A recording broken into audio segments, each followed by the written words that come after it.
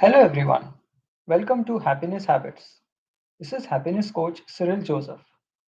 The mission of Happiness Habits is to spread happiness and joy to everyone. In this video, we will be discussing about spiritual growth. Hello, and welcome to this video where we will be discussing spiritual growth. Spiritual growth is an essential aspect of personal development and can lead to greater self-awareness, inner peace, and a sense of purpose. It involves exploring one's beliefs and values, connecting with a higher power or source, and engaging in practices such as meditation, prayer, and mindfulness. Through spiritual growth, individuals can find meaning and fulfillment in life and improve their overall well-being. In this video, we will delve deeper into the concept of spiritual growth and discuss ways in which individuals can cultivate it in their own lives. Let's start with the simple steps. What is it that is needed for a person to start on the spiritual path, and how can they go about doing it in a simple and easy fashion? For someone to start on the spiritual path, all they really need is an open mind and a willingness to explore their inner world. They don't need any special equipment or materials, and they don't need to join a specific religious or spiritual group or follow any particular set of beliefs. The first step on the spiritual path can be as simple as setting aside some time each day to connect with their inner self through practices such as meditation or contemplation. By simply setting the intention to explore their spiritual side, individuals can begin to set themselves on the path to spiritual growth. What are some of the concerns that beginners may have when they embark on a spiritual journey?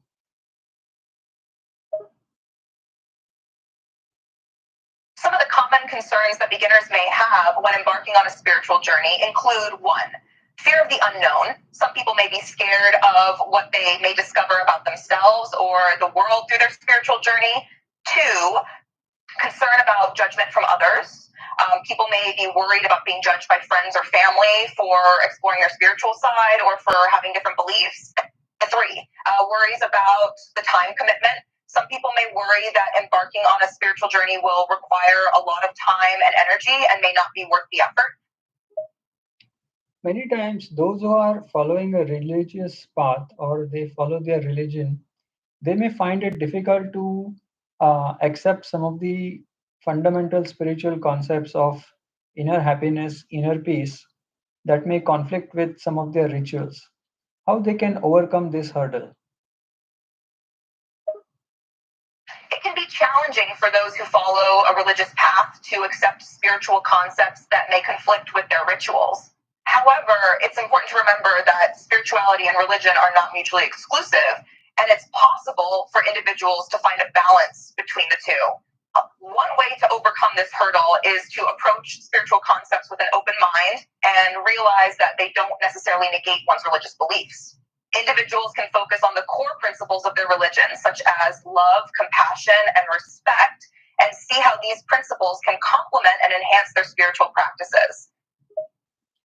Many times, we feel afraid when we discover something about ourselves that may be negative in nature. This is part of the spiritual growth, but it might stop someone from pursuing more spirituality. How to overcome this hurdle? Feeling afraid when discovering something negative about oneself is a normal part of the spiritual growth journey, and it shouldn't be seen as a barrier to pursuing more spirituality. One way to overcome this hurdle is to practice self-compassion and forgiveness. Recognize that everyone has flaws and it's okay to make mistakes. Instead of dwelling on negative aspects, focus on the positive ones and the progress you are making. Remind yourself that the goal of spiritual growth is to become a better version of yourself, and that sometimes that means facing uncomfortable truths. Sometimes when doubt comes during spiritual journey that something may or may not work, or if we are looking for some specific outcome, how to overcome these doubts and be more confident in the path or the approach? Doubts and uncertainties are a normal part of any journey, including the spiritual journey. It's not unusual to have moments of doubt and uncertainty about the path you're on or the approach you're taking. To overcome these doubts and build confidence in your spiritual journey, consider the following. 1. Reflect on your values and beliefs. Remind yourself of why you started this journey in the first place. 2. Keep an open mind and be patient. Spiritual growth takes time, and it's not always linear. 3. Seek guidance from trusted spiritual teachers or mentors. Sometimes on a spiritual path, people may change from one group to another or one organization to another. How should they undergo this transformation and feel good about this shifting? It's common for individuals on a spiritual journey to explore different groups or organizations as they continue to grow and discover their own path. Shifting from one group to another can be a positive and enriching experience as it allows individuals to broaden their perspectives and learn from different teachings and traditions. To make this transformation more comfortable and positive, consider the following. 1. Remain open to new experiences and perspectives. Be willing to learn and grow from each group or organization you explore. 2. Seek out communities and groups that prioritize growth, acceptance, and inclusivity rather than dogma and hierarchy. Sometimes on a spiritual path, a person may encounter conflicting information or conflicting schools of thought. How do they navigate this conflict and choose which is? Encountering conflict with different schools of thought is common on a spiritual journey, and it can be challenging to determine which is the best path for each individual. To navigate these conflicts and choose the best path for yourself, consider the following. 1. Do your own research and read widely to gain a broad understanding of different philosophies or belief systems. 2. Trust your intuition and inner guidance. What feels right to you? What resonates with your values and beliefs? 3. Seek the help of a trusted teacher, mentor, or counselor who can help you explore and understand different perspectives. On the spiritual path, when our strong ego or strong emotions start to surface up, how do we handle those situations? On the spiritual path, strong emotions and ego can often arise, and it can be difficult to handle these situations. To manage these challenges, consider the following. 1. Cultivate self-awareness by paying attention to your thoughts and feelings and recognizing when your ego or emotions are taking over. 2. Practice self-compassion and be kind to yourself. Recognize that these emotions and ego are a natural part of the human experience and that it's okay to have them. 3. Engage mindfulness practices such as meditation or deep breathing to help create space between your thoughts and emotions and your reactions to them. Sometimes, when a person is on the spiritual path, on their own, they are comfortable, and when they are in solitude, they are able to maintain a high state of being. However, once they start interacting with friends, family members, or co workers, they are not able to sustain that high state of being and they get entangled in lower states of emotions like anger or fear. How to handle these kind of situations? It is common for individuals on a spiritual path to find it easy to maintain a high state of being when they are alone, but struggle when they interact with others in their personal or professional lives. In such situations, consider the following.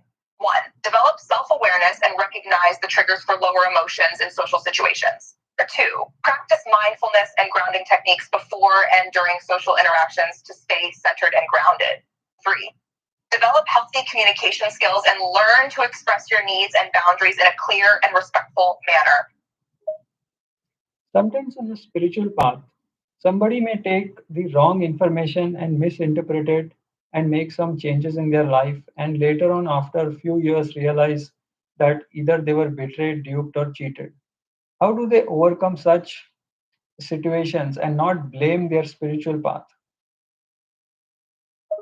It's unfortunate when individuals on a spiritual path receive wrong information or are misled, which can lead to negative consequences in their lives. If this happens, it's important to recognize that the person's spiritual path should not be blamed for the situation. To move forward, consider the following. 1.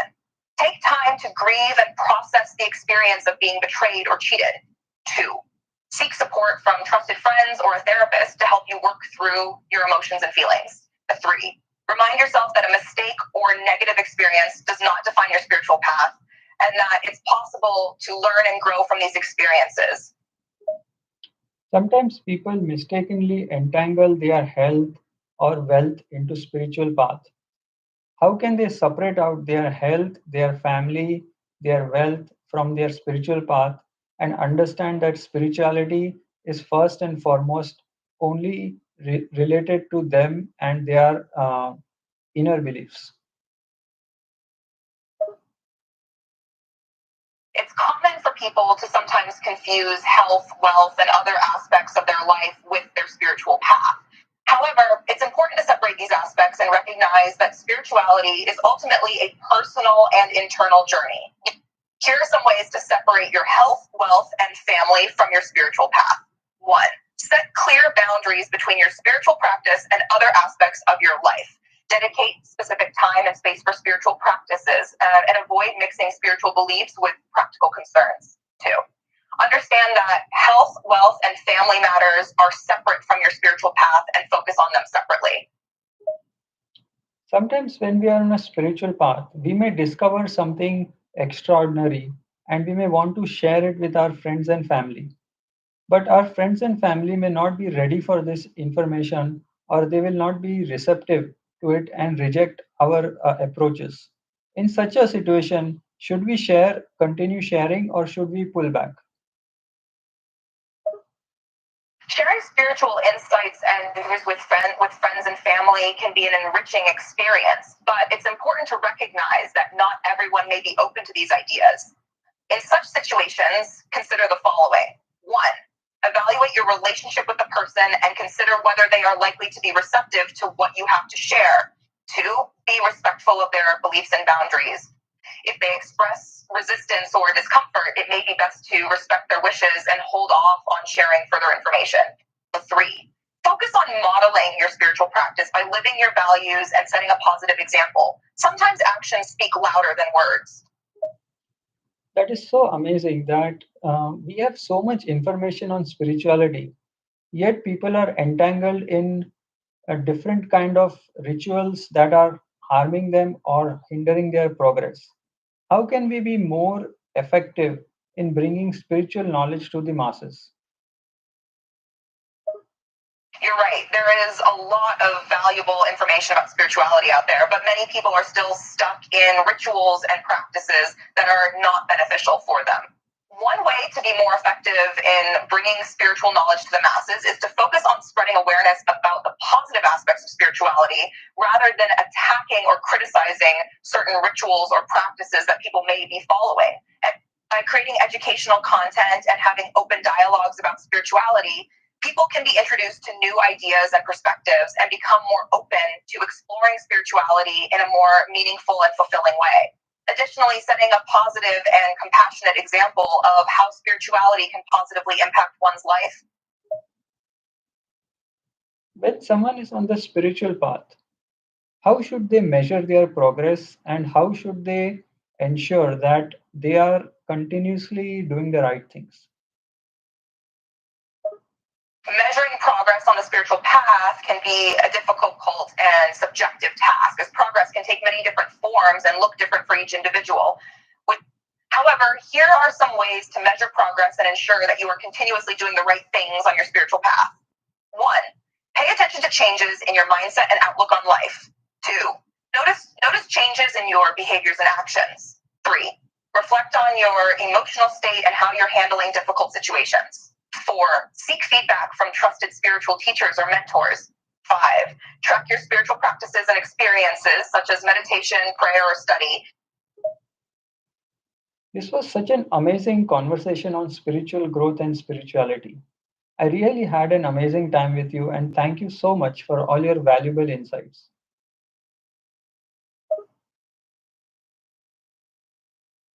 I'm glad you found this conversation on spiritual growth and spirituality beneficial. It was a pleasure to share my insights and connect with you on this topic. If you have any further questions or would like to delve deeper into this topic, feel free to reach out anytime. Wishing you all the best on your spiritual journey. Thank you, and bye bye. You're welcome.